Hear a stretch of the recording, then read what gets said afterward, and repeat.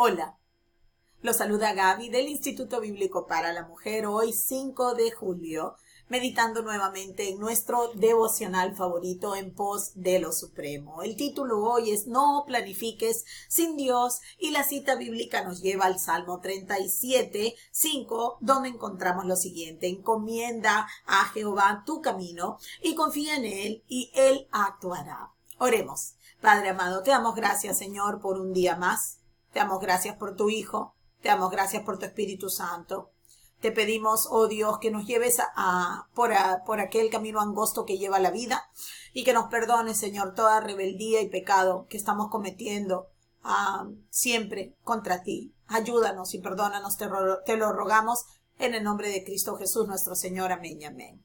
Bueno, hoy vemos que el autor ha separado, al menos los que han editado el libro, han separado la meditación en tres partes. Y hay 3 subtítulos, empezando con el siguiente. Dice, no planifiques sin Dios. No planifiques sin Dios.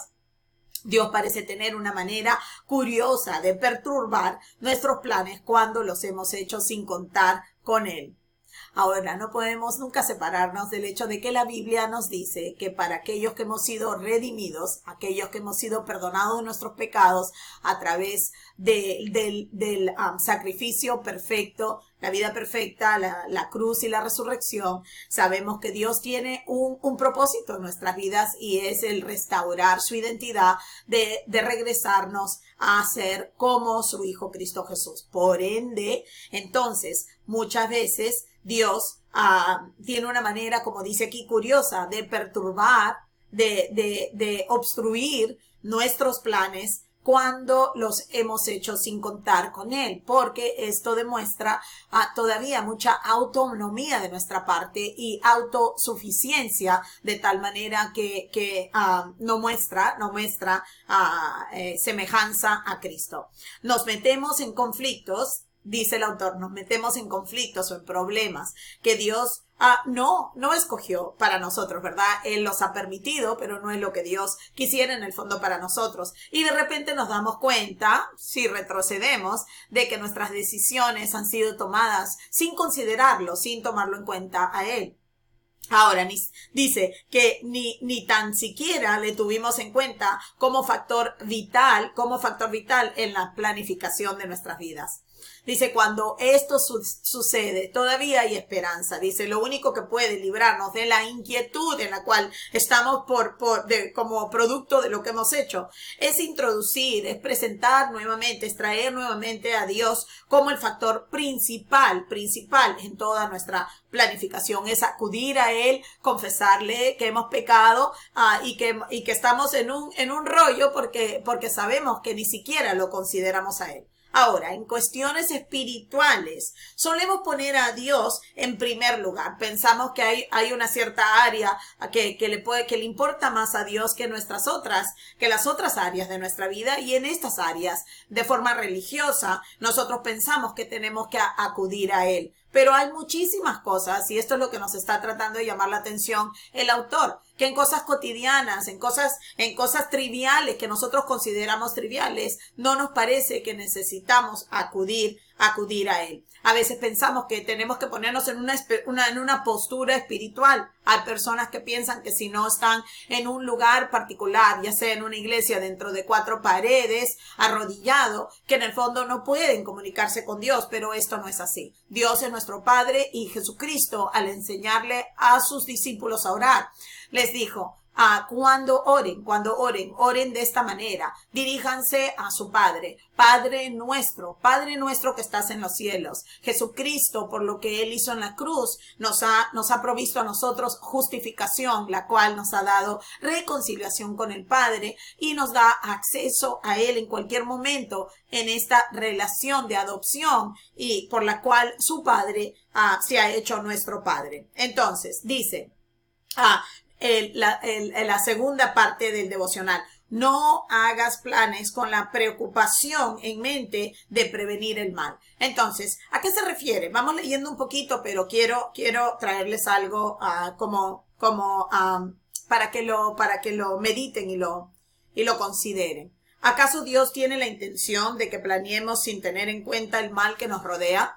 A veces yo creo que estas son cuando leemos inclusive el devocional o cuando estamos enfrentadas por la palabra del Señor o de algunos hermanos que nos confrontan cuando estamos en estas situaciones las cuales nosotras mismas hemos causado por no buscar a Dios, por no considerar a Dios en todo, en todo. Entonces a veces nosotros como nos defendemos y nos ofendemos y decimos, bueno, ¿acaso Dios quiere que yo considere todo como que vaya a Él en lo más mínimo, sin considerar todo el mal que existe en el mundo?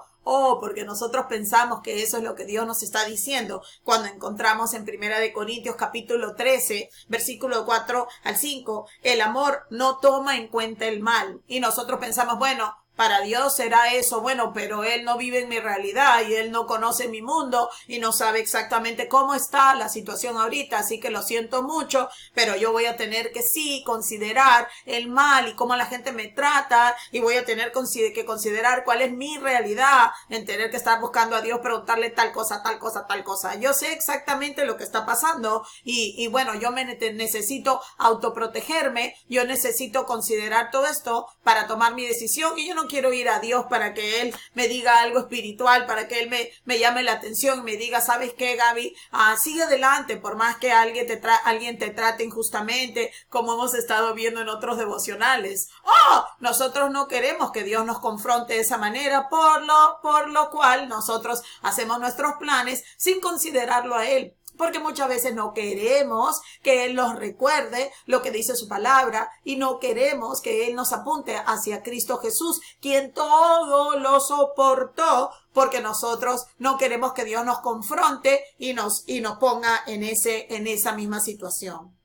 La tercera parte del devocional nos dice lo siguiente: no hagas planes teniendo en cuenta imprevistos. ¿A qué se refiere el autor? Bueno, veamos. Dice, si de veras confías en Cristo, no debes establecer mecanismos para hacer frente a los imprevistos. Es decir, que si de verdad confiamos en el Señor, no tenemos que tener como dice, mecanismos o rutinas que eviten los imprevistos, como tratar de controlar de que todo vaya a suceder exactamente como nosotros queremos y no tener que enfrentar como cosas inesperadas. ¿Cómo podemos hacer? ¿Cómo podemos planificar para que yo no tenga que enfrentar ni que nada me tenga que desviar? Si tengo que llegar a las 3 de la tarde a algún sitio, ¿cómo puedo hacer para que nadie se me vaya a poner adelante, para que nadie me vaya a interrumpir, para que no me vaya a llegar ninguna llamada o Dios vaya a tener que interrumpir mi vida? Y esa es la manera que nosotros actuamos. Entonces dice, no hagas tus planes protegiéndote a ti misma, o protegiéndome, hablándome a mí mismo de que vaya a haber ningún imprevisto. No hagas eso, porque Dios ahora ha comprado tu vida, ha comprado mi vida a sangre y a Él le pertenece nuestra vida. Nosotros no podemos tratar de que Él no se vaya a meter en nuestro diario vivir. Eso es lo que en el fondo, yo creo que el autor está diciendo. No planifiques tu vida sin Dios, sin considerar lo que Dios quiere hacer a través de tu vida, sin considerar qué es lo que Dios, para qué fue que Él te despertó hoy. No estés planificando tu vida independiente de su voluntad, independiente. Entonces voy a evitar todos los imprevistos porque es mi vida y yo tengo que hacer esto y Dios tiene que entenderlo. Y tengo que considerar cómo la gente me va a hacer esto, toda la maldad del mundo, porque eso también puede prevenir de que yo vaya a hacer mi voluntad. Eso es lo que es en el fondo. Si nosotros somos honestas con Dios, honestas con nosotros mismos, preguntarle, Señor, ¿para qué fue que tú me levantaste hoy? Si todavía me tienes aquí, si tú ya me has salvado y ya yo no soy ciudadana de este mundo. Quiere decir que estoy aquí con un propósito, el cual tú tienes en mente. Entonces, ¿cómo nosotros vamos a dejar a Dios fuera?